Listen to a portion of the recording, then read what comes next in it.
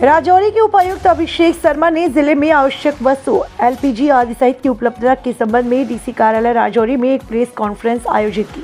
संवाददाता अमरजीत सिंह जुड़ा हुआ है जिसके बारे में आपने मेरे को अवगत कराया है। अवेलेबिलिटी ऑफ एसेंशियल कमोडिटीज जिसमें LPG, petrol, diesel, food grains और फर्टिलाइजर और इस तरह की जो एसोसिएटेड हमारी कमोडिटीज़ हैं उनके बारे में ये आम मानना है कि क्योंकि ये मैक्सिमम इंपोर्ट होता है, चाहे वो फर्टिलाइजर्स हैं, चाहे वो पेट्रोल और पेट्रोलियम प्रोडक्ट्स हैं, तो उस पे because of the situation issues हैं।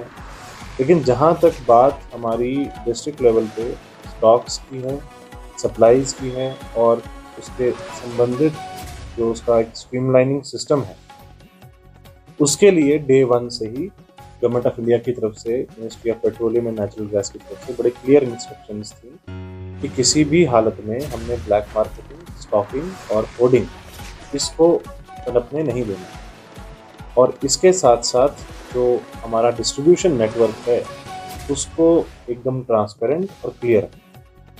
इस चीज़ के लिए 3-4 प्रयास डे वन से किए गए हैं। सबसे पहले डिस्ट्रिक्ट लेवल पे कंट्रोल रूम एस्टैब्लिश किया गया है जिसमें कोई भी व्यक्ति जिसको कोई ग्रीवांस हो, जिसको लगता है कि उनको जेन्युइन कस्टमर्स को एलपीजी नहीं मिल रहा, वो उस ग्रीवांस मैकेनिज्म का यूज़ कर सकते हैं। मैं आपको बताना चाहूँगा कि हमारी डेली की जितनी ग्रीवांसेस आती हैं सबका डे एंड पे क्लोजिंग होता है और कोई भी पेंडेंसी उसमें नहीं रहती। इसके साथ साथ जितने भी हमारे डिस्ट्रीब्यूटर्स हैं, चाहे वो एलपीजी के डिस्ट्रीब्यूटर्स हैं, चाहे वो हमारे पेट्रोल डीजल के डिस्ट्रीब्यूटर्स हैं, सबका दिन में 2 बार स्टॉक्स दिए जाते हैं, डे ओपनिंग स्टॉक और डे क्लोजिंग स्टॉक।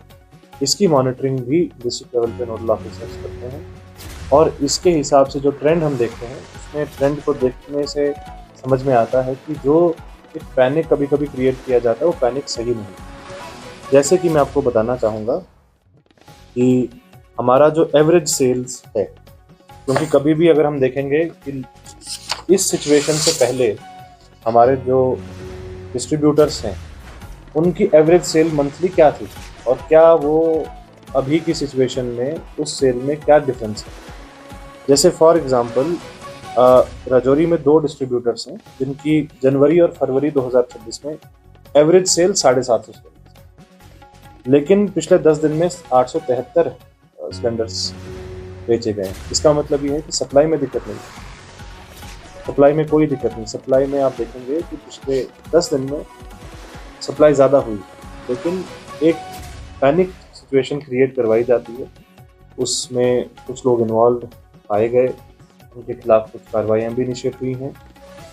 और दूसरा, जैसे इसी के साथ साथ कुछ जगहों पे हमने ये देखा कि एवरेज सेल सेम, मतलब जो पहले की सेल थी वही और उन जगहों से कोई कंप्लेंट नहीं आती। तो यानी कि कुछ लोग इस सिचुएशन को यूज़ करके अपने प्रॉफिट मार्जिन को इंक्रीज करना चाहते हैं, आर्टिफिशियल लोगों में पैनिक क्रिएट करके हायर मार्जिन पे कुछ कंप्लेंट्स हमारे पास आई हैं कि सिलेंडर्स को जो है महंगा बेचने की कोशिश की जा रही है। उसमें मेरी रिक्वेस्ट सभी लोगों से है, सभी नागरिकों से है कि किसी भी कीमत पे जो हमारा रेट्स अप्रूव्ड है उससे 1 रुपया भी ऊपर बेचने की पावर्स किसी के पास नहीं, वो सब ब्लैक मार्केटिंग में कवर होगा।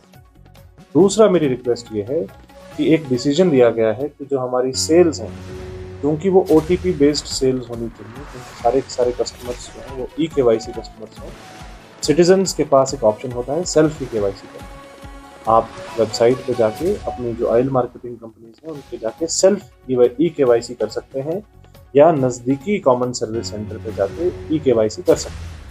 ये बहुत आसान काम है अपना। एक जैसे आजकल आप देखते हैं कि आप सोशल मीडिया की प्रोफाइल बनाते हैं, या भी बेसिक डॉक्यूमेंटेशन चाहिए, बेसिक इन्फॉर्मेशन चाहिए, उसी तरीके से आप मान लीजिए कोई एप्लीकेशन डाउनलोड करते हैं, उसमें फ़ोन नंबर डाल के वो OTP आता है, वो OTP डाल के रजिस्टर करते हैं। तो सिमिलरली इसमें भी ये इम्पॉर्टेंट है कि नो यूर कस्टमर, कि जितने भी ऑयल मार्केटिंग कंपनीज हैं they should know there customer, ताकि जो एक आर्टिफिशियली लोग स्टॉक करने की कोशिश करते हैं, उन घोस्ट कस्टमर्स को निकाला जाए।